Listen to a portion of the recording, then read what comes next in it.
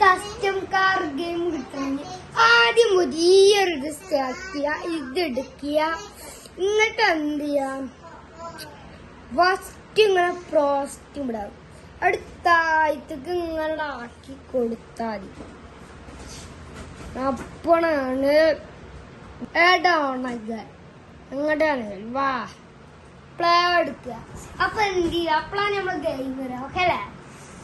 അപ്പൊ ഞാൻ സെറ്റ് ഞാൻ കാണിച്ചാ കേട്ടോ എങ്ങനൊക്കെ എടുക്കാന്ന് കാണിച്ചുതരാം.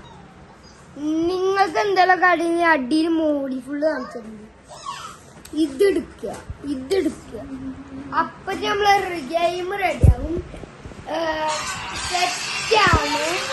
നമ്മള് ഗെയിം കിട്ടണമെങ്കിൽ എന്താ പറയാ, ഗൂഗിൾ പോയിട്ട് പറഞ്ഞതൊക്കെ അടിച്ചാൽ മതി.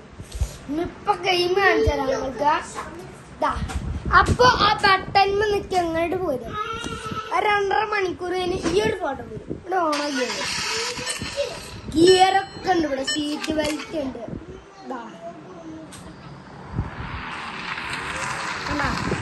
ഇങ്ങനെയാണ് ഗെയിമുകൾ അടിച്ചത്.